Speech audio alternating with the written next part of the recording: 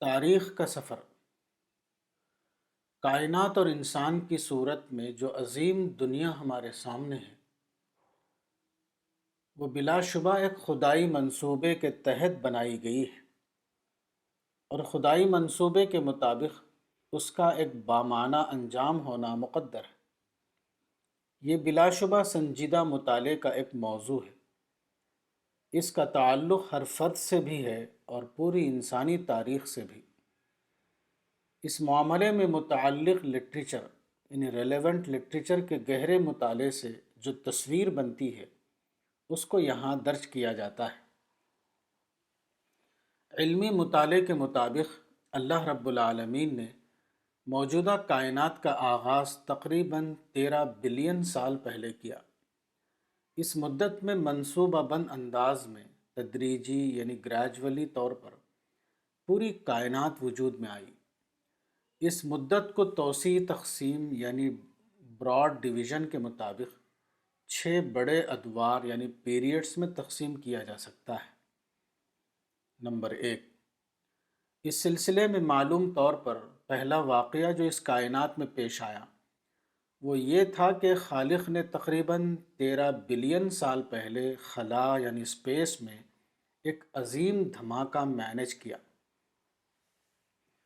اس دھماکے کو انگلش عالم فلکیات یعنی آسٹرونامر فریڈ ہائل نے 1949 میں بگ بینگ نام دیا۔ یہ بگ بینگ اب سائنسی طور پر ایک ثابت شدہ واقعہ یعنی اسٹیبلشڈ فیکٹ بن چکا ہے۔ اس دھماکے سے موجودہ کائنات کا آغاز ہوا۔ اس واقعے کا ذکر قرآن میں ان الفاظ میں آیا ہے: اَوَلَمْ يَرَ الَّذِينَ كَفَرُوا أَنَّ السَّمَاوَاتِ وَالْأَرْضَ كَانَتَا رَتْقًا فَفَتَقْنَاهُمَا، سورہ نمبر 21 آیت 30۔ یعنی کیا انکار کرنے والوں نے نہیں دیکھا کہ آسمان اور زمین دونوں باہم ملے ہوئے تھے، پھر ہم نے ان کو کھول دیا۔ اس کا مطلب سائنسی معلومات کی روشنی میں یہ ہے کہ ابتدا میں ایک عظیم گولا یعنی سپر ایٹم تھا جس کے اندر کائنات کے تمام پارٹیکل موجود تھے۔ اس دھماکے کے بعد بگ بینگ کے پارٹیکلز وسیع خلا میں تیزی سے پھیل گئے، اور پھر ایک حکیمانہ منصوبے کے تحت مختلف مراحل سے گزرتے ہوئے ان ذرات یعنی پارٹیکلز کے مجموعے سے موجودہ کائنات وجود میں آئی۔ نمبر 2، مذکورہ تدریجی عمل کا دوسرا بڑا واقعہ وہ ہے جس کو سولار بینگ کہا جا سکتا ہے۔ اس کے بعد لمبے عمل یعنی پروسیس کے تحت شمسی نظام اپنے تمام سیاروں یعنی پلانٹس کے ساتھ وجود میں آیا۔ اس کائناتی واقعے کا ذکر قرآن میں ان الفاظ میں کیا گیا ہے: وَهُوَ الَّذِي خَلَقَ اللَّيْلَ وَالنَّهَارَ وَالشَّمْسَ وَالْقَمَرَ كُلٌّ فِي فَلَكٍ يَسْبَحُونَ، سورہ نمبر 21 آیت 33۔ یعنی اور وہی ہے جس نے رات اور دن اور سورج اور چاند بنائے، سب ایک ایک مدار یعنی آربٹ میں تیر رہے ہیں۔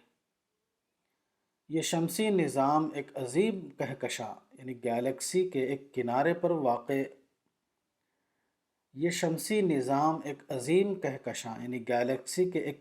پر قائم کیا گیا ہے جس کو ملکی وے کہا جاتا ہے۔ اس طرح شمسی نظام کو کائنات میں ایک محفوظ علاقہ یعنی ایریا مل گیا۔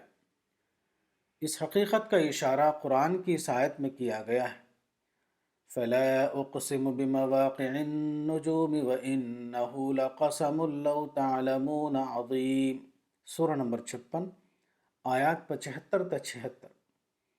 یعنی میں قسم کھاتا ہوں ستاروں کے مواقع کی، اور اگر تم جانو تو بے شک یہ بہت بڑی قسم ہے۔ یہاں مواقع سے مراد محل وقوع ہے۔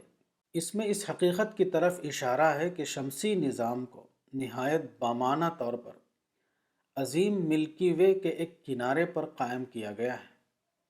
اس محل وقوع کی بنا پر شمسی نظام کو ایک محفوظ علاقہ یعنی سیف ایریا مل گیا، جو انسان جیسی مخلوق کی زندگی کے لیے بے حد ضروری ہے۔ نمبر 3، کائنات میں تیسرا واقعہ وہ ہے جس کو واٹر بینک کہا جا سکتا ہے، یعنی سیارہ ارض کا ٹھنڈا ہونا اور پھر زمین کے اوپر پانی کے ذخائر کا وجود میں آنا، اور پھر پانی کی وجہ سے ہر قسم کی زندگیوں کا پیدا ہونا۔ اس واقعے کا ذکر قرآن میں ان الفاظ میں کیا گیا ہے، وَجَعَلْنَا مِنَ الْمَاءِ كُلَّ شَيْءٍ حَيٍّ، سورہ نمبر 21 آیت 30، یعنی اور ہم نے پانی سے ہر جاندار چیز کو بنایا۔ تمام زندہ چیزوں کے وجود کا بڑا حصہ پانی ہوتا ہے۔ جہاں تک انسان کا تعلق ہے، انسان کا جسم تقریباً 60% پانی پر مشتمل ہے۔ Water is of major importance of all living things. In some organisms, up to 90% of their body weight comes from water. Up to 60% of human adult body is water. Number 4، چوتھا بڑا واقعہ جو زمین پر پیش آیا وہ دنیائے نباتات کا وجود میں آنا تھا۔ اس کو پلانٹ بینک کہا جا سکتا ہے۔ اس کے بعد زمین جو پہلے خشک کرے کی مانند تھی، اب سرسبز سیارہ یعنی گرین پلانٹ کی صورت اختیار کر گئی۔ اس واقعے کا اشارہ قرآن میں ان الفاظ میں کیا گیا ہے، وَأَنزَلْنَا مِنَ الْمُعْصِرَاتِ مَاءً ثَجَّاجًا لِنُخْرِجَ بِهِ حَبًّا وَنَبَاتًا وَجَنَّاتٍ أَلْفَافًا، سورہ نمبر 78 آیات 14 تا 16، یعنی اور ہم نے پانی بھرے بادلوں سے موسلا دھار پانی برسایا تاکہ ہم اس کے ذریعے سے اگائیں غلہ اور سبزی اور گھنے باغ۔ نمبر 5، اس سلسلے کا پانچواں دور وہ ہے جب کہ زمین پر مختلف قسم کی جاندار چیزیں وجود میں آئیں، کیڑے مکوڑوں سے لے کر ہاتھی اور شیر تک۔ تخلیق کے اس پانچویں فیز کو انیمل بینک کہا جا سکتا ہے۔ اس کے نتیجے میں مختلف قسم کے بے شمار جاندار اشیاء یعنی اسپیشیز پیدا ہوئیں، جن کی واقعی تعداد اب تک نامعلوم ہے۔ 8,700,000 is the latest estimated total number of species on Earth, and the most precise calculation ever offered, according to a study co-authored by a researcher with the United Nations Environment Program UNEP. Around 6.5 million species are found on land and 2.2 million, about 25% of the total, dwell in the ocean depths. The report also shows that 86% of all species on land and 91% of those in the seas have yet to be discovered, described or catalogued. Number 6، اس سلسلے میں چھٹا bank وہ تھا جس کو human bank کہا جا سکتا ہے۔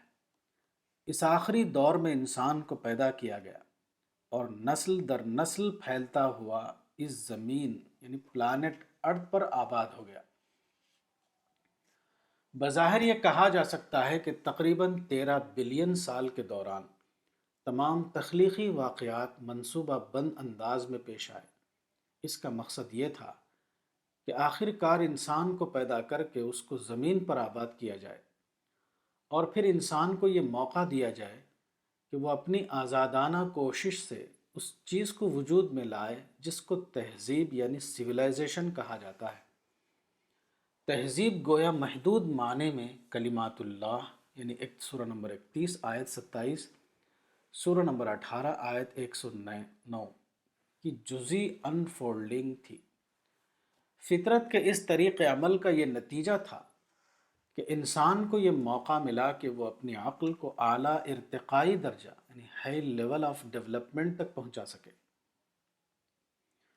موجودہ کائنات کے دو حصے ہیں، انسانی دنیا یعنی ہیومن ورلڈ اور دوسرے غیر انسانی دنیا یعنی نان ہیومن ورلڈ۔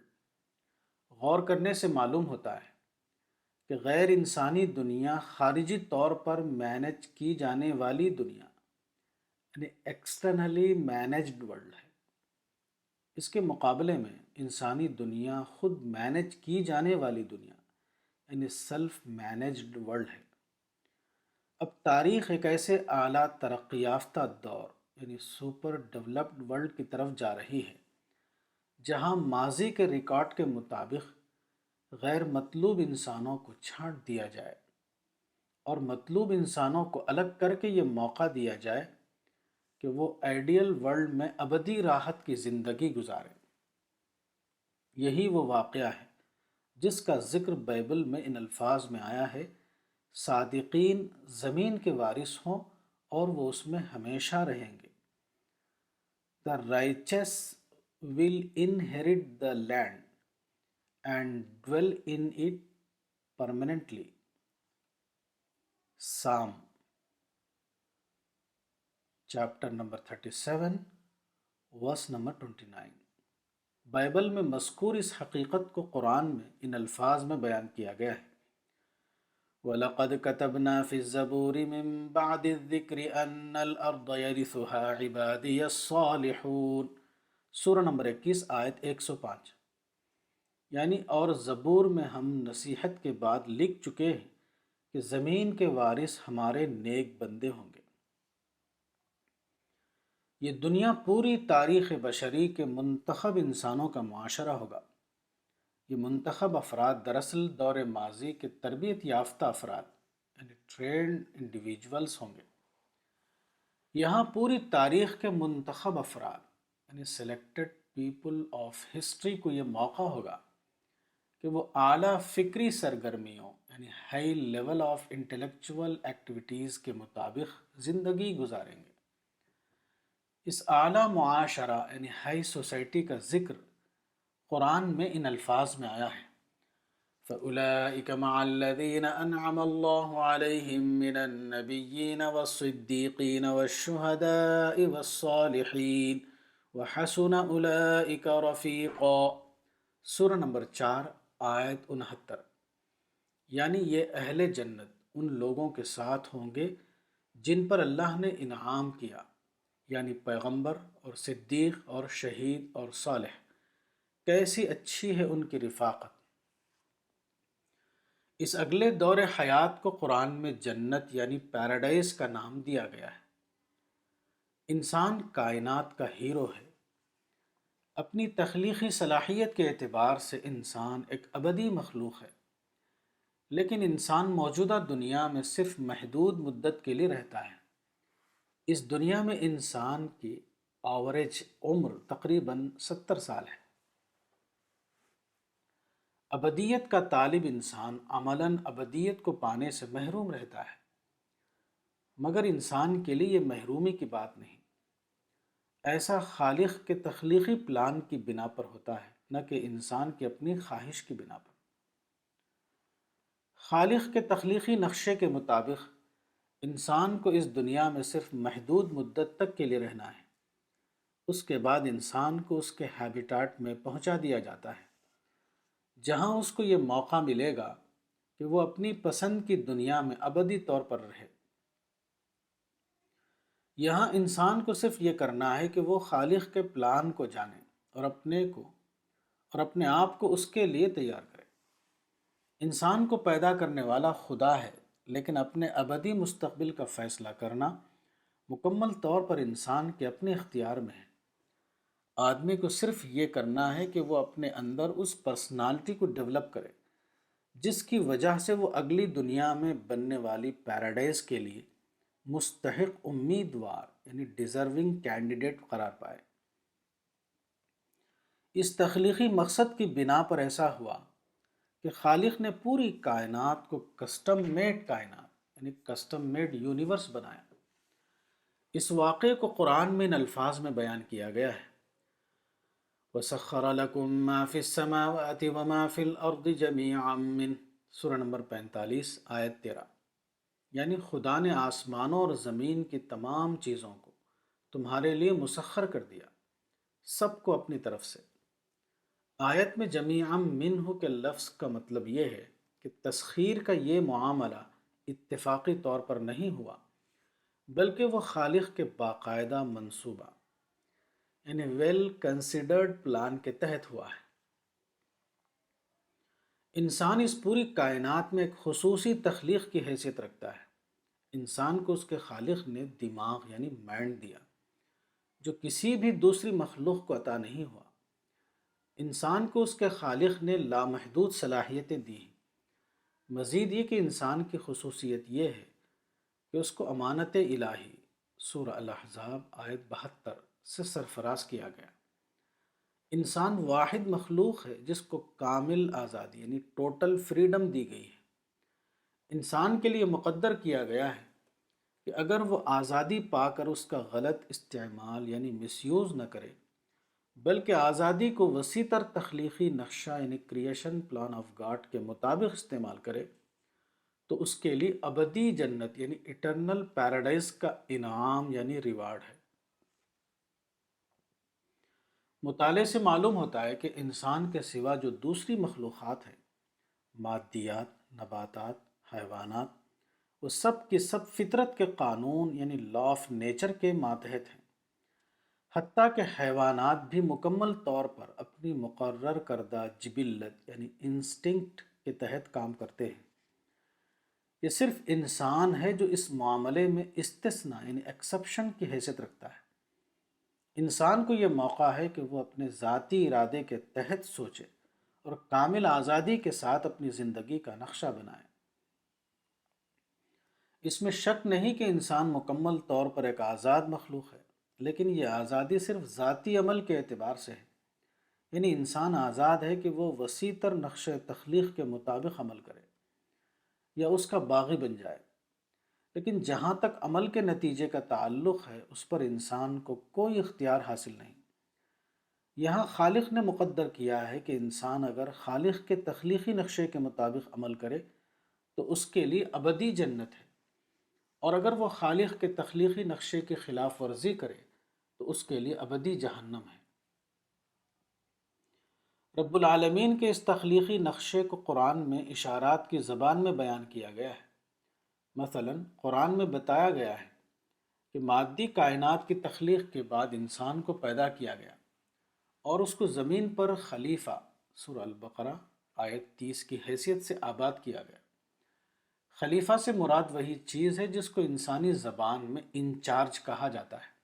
فرشتہ خدا کے حکم کے مطابق کائنات کا نظام اس طرح چلا رہے ہیں کہ ہمیشہ انسان کے لیے وہ ایک موافق دنیا بنی رہے۔ اس کے بعد انسان نے جب نیچر کے خفیہ رازوں کو دریافت کرنا شروع کیا اور ٹیکنالوجی پر مبنی تہذیب کی تشکیل کی، تو اس معاملے میں بھی انسان کو مسلسل طور پر فرشتوں کی مدد حاصل رہی۔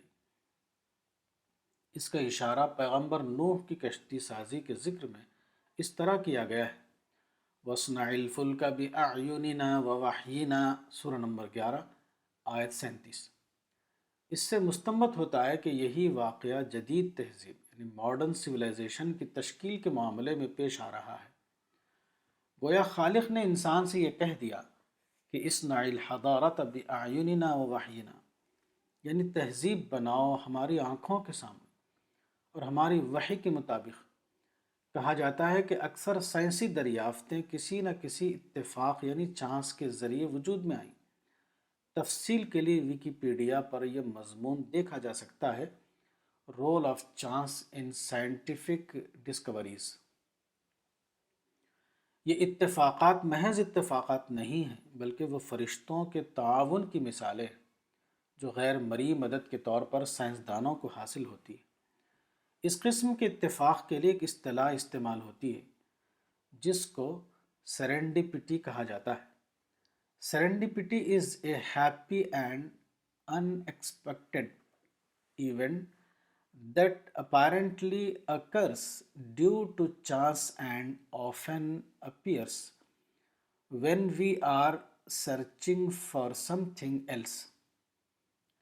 Serendipity happens in our daily lives and has been responsible for many innovations and important advances in science and technology.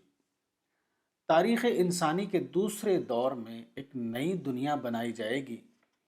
یہ دنیا اسی زمین و آسمان کے اندر ہوگی، لیکن اس وقت زمین و آسمان ایک بدلے ہوئے زمین و آسمان ہوں گے۔ سورہ ابراہیم آیت 48۔ اسی بدلی ہوئی کائنات میں جنت واقع ہوگی۔ اس جنت کا کیمپس اتنا بڑا ہوگا جتنے بڑے موجودہ زمین و آسمان۔ سورہ آل عمران آیت 143۔ اس اعلیٰ جنت کا انتظام دوبارہ فرشتے کریں گے۔ انسان کے لیے اس جنت میں ہر قسم کی مطلوب چیزیں موجود رہیں گی۔ سورہ فصلت آیت 31۔ جنت کی یہی وہ معیاری دنیا ہے جو منتخب لوگوں کے لیے بنائی گئی ہے۔ بائبل میں ان کے لیے صادقین یعنی رائچس کا لفظ آیا ہے، اور قرآن میں اسی کا ہم معنی صالحین کا لفظ استعمال ہوا ہے۔ یہاں وہ اعلیٰ معرفت کے مطابق زندگی گزاریں گے۔ انسان کے ساتھ تخلیق کا یہ معاملہ بے حد نازک معاملہ تھا۔ یہاں ضروری تھا کہ انسان کو صحیح رہنمائی یعنی رائٹ گائیڈنس ملے، جو انسان کو خالق کے تخلیقی نقشے سے باخبر کرے اور یہ بتائے کہ انسان کے لیے اپنی آزادی کو استعمال کرنے کا درست لائحہ عمل کیا ہے۔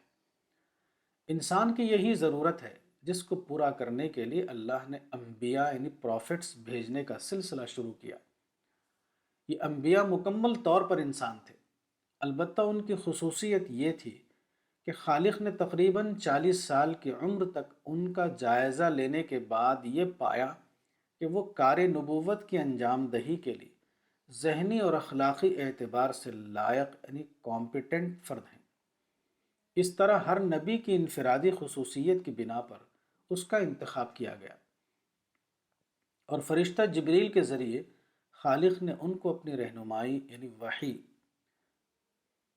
اور فرشتہ جبریل کے ذریعے خالق نے ان کو اپنی رہنمائی وحی یعنی ریویلیشن کے ذریعے بھیجی اور ان پر کتاب نازل کی تاکہ وہ خالق کے نمائندہ یعنی ریپریزنٹیٹیو کی حیثیت سے انسان کو درست رہنمائی یعنی رائٹ گائیڈنس دیں، اور پھر انسان ان کی رہنمائی کے مقابلے میں جو ریسپانس دے اس کے ریکارڈ کو دیکھ کر ہر انسان کے ابدی مستقبل کا فیصلہ کیا جائے۔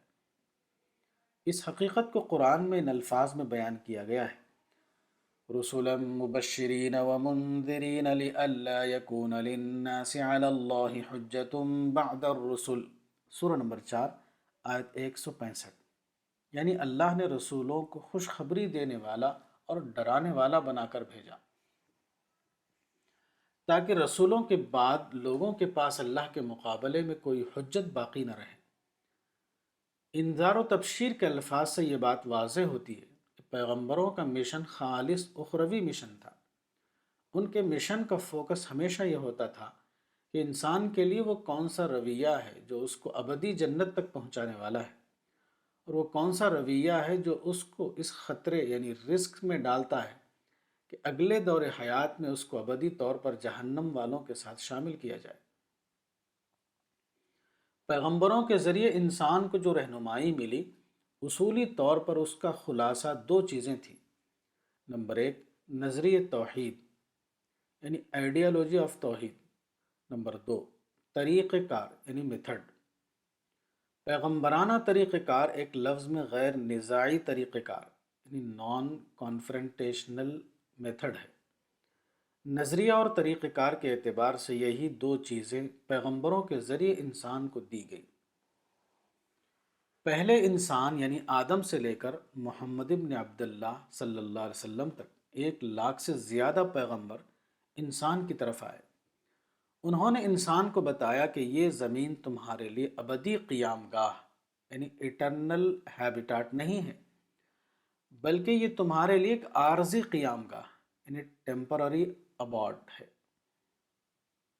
یہاں تمہیں یہ موقع دیا گیا ہے کہ تم اپنی آزادی کا صحیح استعمال کر کے اپنے آپ کو جنت کا مستحق یعنی ڈیزرونگ کینڈیڈیٹ بناؤ اور تاریخ انسانی کے خاتمے پر جنت کی شکل میں اپنے مطلوب ابدی ہیبیٹاٹ میں جگہ پاؤ۔ 7ویں صدی عیسوی میں محمد عربی کے ظہور کے بعد انبیاء کی آمد کا سلسلہ ختم ہو گیا، مگر خالق کے تخلیقی نقشے کے مطابق انسان پھر بھی پیدا ہو کر زمین پر آباد ہو رہے تھے۔ اب یہ سوال تھا کہ بعد کو پیدا ہونے والے انسانوں تک خدائی رہنمائی کی نمائندگی کون کرے؟ 7ویں صدی عیسوی میں ختم نبوت سے پہلے خدا کی طرف سے اس رہنمائی کی ذمہ داری پیغمبروں نے ادا کی۔ اس اعتبار سے تمام پیغمبر امت وسط یعنی مڈل امہ کی حیثیت رکھتے تھے۔ ان کے ایک طرف اللہ رب العالمین تھا اور ان کے دوسری طرف تمام انسان۔ انہوں نے اس رہنمائی کو اللہ سے لیا اور پورے معنوں میں ناصح اور امین سورہ الاعراف آیت 68 بن کر اس کو انسانوں تک پہنچایا۔ پیغمبر اسلام صلی اللہ علیہ وسلم کی وفات 632 عیسوی میں مدینے میں ہوئی۔ آپ اللہ کے آخری رسول تھے۔ آپ نے اپنے بعد ہدایت کے 2 مستند ذریعے یعنی آتھینٹک سورسز چھوڑے، ایک قرآن اور دوسرا سنت رسول۔ اب کوئی پیغمبر دنیا میں آنے والا نہیں ہے، لیکن جہاں تک پیغمبر کے مشن کی بات ہے وہ بدستور جاری ہے۔ پہلے انبیاء کی حیثیت امت وسط کی ہوتی تھی، اب پیغمبر آخر الزماں کے متبعین کی حیثیت امت وسط کی ہے۔ اس حقیقت کو قرآن میں ان الفاظ میں بیان کیا گیا ہے، وَكَذَلِكَ جَعَلْنَاكُمْ أُمَّةً وَسَطًا لِتَكُونُوا شُهَدَاءَ عَلَى النَّاسِ وَيَكُونَ الرَّسُولُ عَلَيْكُمْ شَهِيدًا، سورہ نمبر 2 آیت 143۔ یعنی اور اس طرح ہم نے تم کو امت وسط بنا دیا تاکہ تم ہو بتانے والے لوگوں پر اور رسول ہو تم پر بتانے والا۔ امت وسط کا مطلب بیچ کی امت یعنی مڈل کمیونٹی ہے۔ پیغمبر اسلام صلی اللہ علیہ وسلم کے متبعین سب کے سب امت محمدی ہیں، ان کی حیثیت دوبارہ امت وسط کی ہے، صرف اس فرق کے ساتھ کہ پیغمبر خدا اور انسان کے درمیان امت وسط ہوتے تھے، اب پیغمبر آخر الزماں کے متبعین محمد ابن عبداللہ اور اقوام عالم کے درمیان امت وسط کی حیثیت رکھتے ہیں۔ پیغمبر آخر الزماں کی رہنمائی کو جاننے کا ذریعہ قرآن اور سنت رسول ہے۔ امت کو یہ کرنا ہے کہ خالص موضوعی یعنی آبجیکٹو انداز میں وہ قرآن اور سنت رسول کا مطالعہ کرے اور اس کی تعلیمات کو کسی آمیزش کے بغیر پرامن انداز میں ہر دور کے انسانوں تک پہنچاتی رہے۔ یہ کام اس کو تمام اقوام کی قابل فہم زبان میں کرنا ہے، جیسا کہ قرآن میں آیا ہے وَمَا أَرْسَلْنَا مِن رَّسُولٍ إِلَّا بِلِسَانِ قَوْمِهِ لِيُبَيِّنَ لَهُمْ، سورہ نمبر 14 آیت 4۔ اس کی پریکٹیکل صورت یہ ہے کہ قرآن کے تراجم تیار کر کے ان کو ساری دنیا میں پھیلایا جائے، یہاں تک کہ حدیث مسند احمد حدیث نمبر 23814 کے مطابق وہ ہر چھوٹے اور بڑے گھر میں پہنچ جائے۔ یہی امت محمدی کا ابدی مشن ہے۔ خلاصہ یہ کہ امت محمدی کی حیثیت سے مسلمانوں کا ایک ہی مشن ہے اور وہ ہے دعوت اللہ۔ دعوت کا یہ پرامن کام مکمل طور پر غیر سیاسی یعنی نان پولیٹیکل اور غیر قومی یعنی نان کمیونل انداز میں کرنا ہے۔ مزید یہ کہ اس کام کو اس اصول کے تحت انجام دینا چاہیے جس کو قرآن میں تالیف قلب سورہ توبہ آیت 60 کہا گیا ہے۔ تالیف قلب ایک ابدی اصول ہے، وہ کبھی اور کسی حال میں منسوخ ہونے والا نہیں۔ الرسالہ، فروری 2017، مولانا وحید الدین خان، صفحہ نمبر 11۔